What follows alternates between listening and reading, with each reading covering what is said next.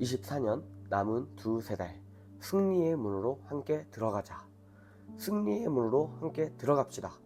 열려진 기회의 문으로 들어가 승리를 취할 것입니다. 우리는요, 많은 전투를 치르며 새로운 시간 속으로 들어왔습니다. 지금은 어찌 보면 전쟁의 계절이라고 볼 수 있습니다. 그렇다면 우리는 전쟁터에서 바른 태도를 가지고요, 승리를 만들어내야 합니다. 무기를 점검하시길 바랍니다. 주님이 주신 은사들, 말씀을 내 것으로 만들고 연습을 해서 잘 사용할 수 있어야 승리로 나아갈 수 있습니다. 주님은요, 우리에게 승리를 주시길 원하십니다. 승리를 통해 확장과 변화로 나아가기를요, 주님은 바라십니다. 우리가 가는 길은 그냥 일반적으로 가는 길이 아닙니다.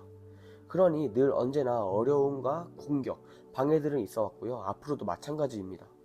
우리는 원수들의 방해나 위협을 두려워할 것이 아니라요, 우리는 잘 헤쳐나가고 성령을 의지하는 법을 깊이 배워서요, 돌파를 만들어내야 합니다. 어느 누구도 주의 은혜가 없이는요, 이 길을 끝까지 갈 수가 없습니다. 주의 은혜의 그 보좌 앞에서 늘 가까이 머물러 있어야 합니다. 아멘. 이 영적인 전쟁터에서는요, 바른 자세를 가져야 합니다. 우리가 가져야 할 바른 태도는요, 하나님을 신뢰하는 것입니다. 그리고 하나님께 감사하고 진심으로 예배하는 것입니다. 하나님을 찬양하며 기도로 돌파를 만들어내야 합니다. 지금이 기도할 때입니다. 지금이 바로 연습해온 대로요, 시편기도, 선포기도와 보혈기도로 돌파를 만들어내야 할 때라는 것입니다. 이게 바로 우리가 가져야 할 바른 자세입니다. 계속적인 전투가 있었고, 그리고 여러 가지 방해들이 있었습니다. 그러나 주님은요, 그 모든 공격에서요, 우리를 축복해 주셨습니다. 그리고 우리가 삶을 포기하지 않고 아버지의 목적에 포커스할 수 있도록 힘을 주셨습니다. 새 힘을 주셨습니다. 이 시대에 작정하신 목적과 방향을 잃어버리지 않게 하셨습니다. 할렐루야. 우리 하나님을 찬양합니다. 우리의 무기는요, 말씀입니다. 우리가 어떻게 원수들의 공격에 대비하며 싸울 수 있겠습니까? 그들의 공격이 무엇입니까? 우리가 하나님의 목적에 온전히 헌신하여 나아가기 시작하면요, 적들은 우리의 마음을 흐트러뜨리려고 합니다. 많은 염려와 두려움, 그리고 주변들의 사람들의 걱정과 이 관계로 인해서요, 우리가 위축되기도 합니다. 이때 우리는 우리의 포커스를 놓칠 수도 있어요. 수많은 생각과 주변 사람들의 말들이요, 나의 집중을 방해할 수 있다는 것입니다.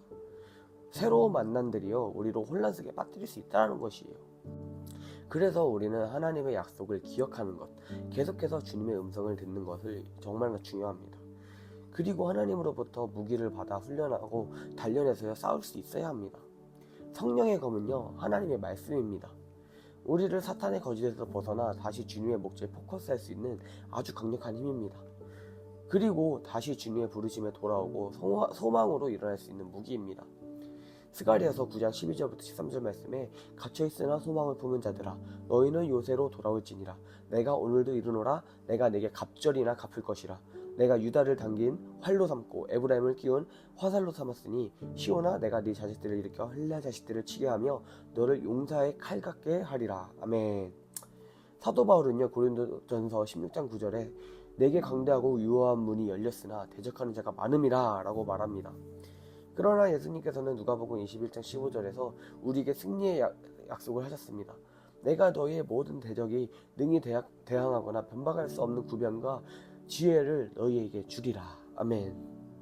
우리는요, 수동적인 태도를 벗어야 됩니다. 거지 같은 생각에서 벗어나야 합니다. 많은 사람들이 적의 끊임없는 공격, 억압, 마음을 짓누름, 정신적인 혼돈, 영의 묶임 등에 지쳐서요, 수동성의 영에 굴복하고 있습니다. 수동적인 정신은요, 무관심, 그리고 무감각, 무정신을 낳습니다. 수동적이라는 단어의 몇 가지 정의는 이와 같습니다.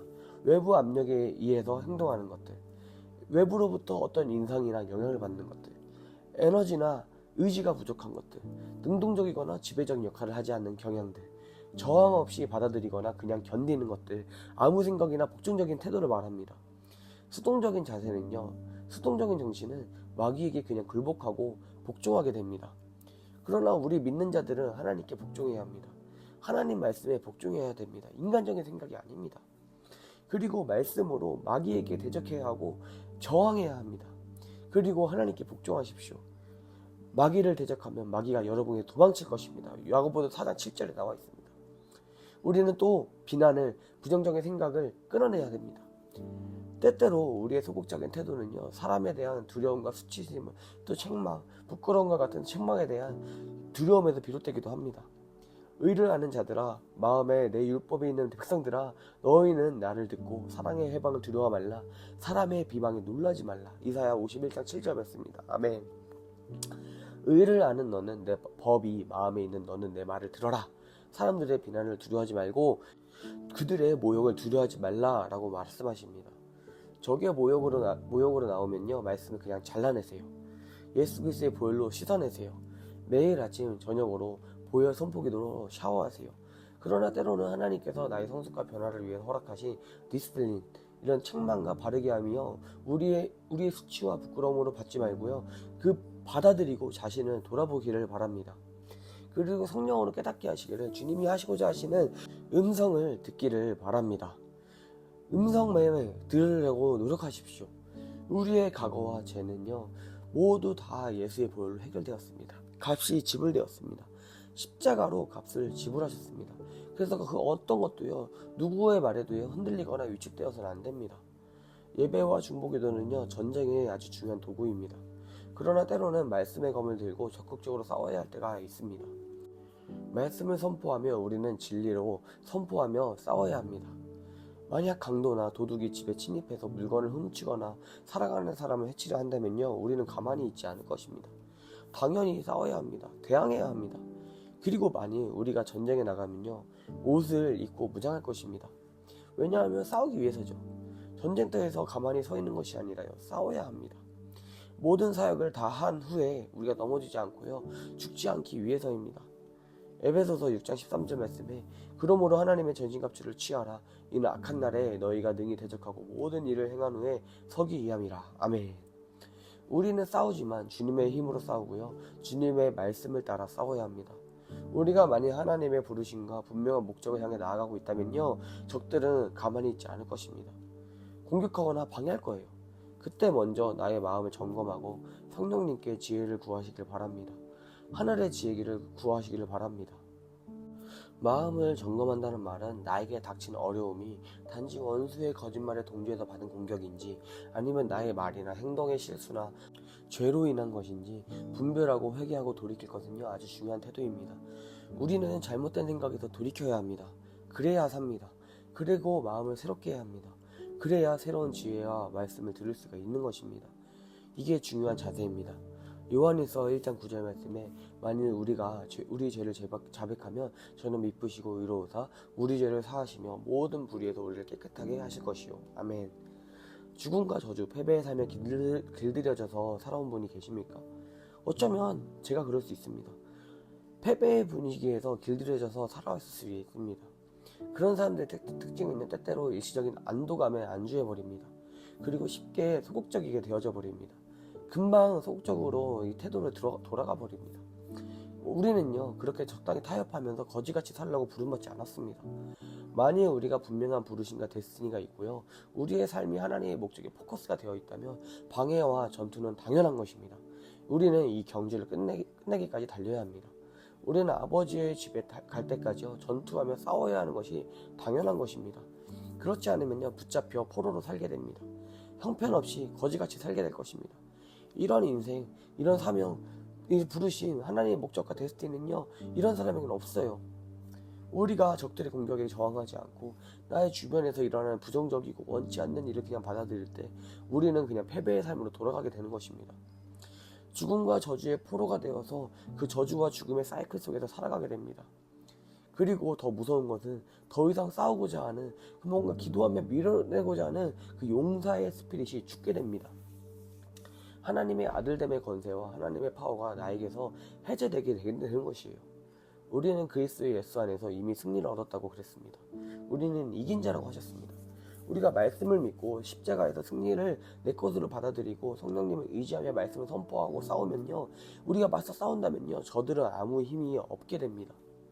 저들의 위협은요, 아무것도 아닌 것이 된 것입니다. 내 안에 그리스도의 영이 거하십니다. 성령을 의지하며 순종하면요, 승리는 내 손에 있는 것입니다. 어려운 것이 아니에요. 주여 힘을 주시옵소서, 새로운 힘을 주시옵소서 하며 나아가는 것입니다. 생명이 없는 자에게는요, 하나님의 숨결을 불어 넣어 주실 것입니다. 성령님은요, 에스겔 37장 9절을 생각나게 하십니다. 또 내게 이르시되 인자야 너는 생기를 향하여 대언하라. 생기에게 대언하여 이르기를 주 여호와의 말씀에 생기야 사방에서부터 와서 이 사망을 당한 자에게 불어서 살게 하라 하셨다 하라. 아멘. 인자야 예언하여라. 예언하라. 숨에게 생기에게 이르기를 주 여호와께서 이와 같이 말씀하시기를 살아있는 기운아 숨아 사방에서 불어와서 이 죽임을 당한 자들에게 숨을 불어넣어 살게 하라. 아멘. 여러분, 우리는 계속해서 엄청난 방해와 공격을 받지만요, 이제는 깨어날 때다 라고 말씀드립니다. 너는 불과 같은 시험 속에서 많은 것을 견디며 너 자신의 욕망이 아닌 나의 뜻을 구했다, 수고했다, 잘했다. 이제는 나는 너를 더 높이 끌어올리기 위해서 신선한 살아있는 기운을 너에게 불어넣고 있다. 나는 너희에게 인내력을 증가시켜왔다. 한때 이전에는 더덥고 모호했던 것이 이제는 굳건하고 확실하게 될 것이다. 그렇게 내가 너의 내면을 새롭게 하고 있다. 이런 감동이 있습니다. 힘을 내야 합니다. 그리고 다시 생각을 바꾸고 예수 부활의 정당성과 성령의 새로운 기름을 가지고 싸워야 합니다. 진리의 말씀으로 일어나 선포하며 싸워야 합니다. 축복합니다.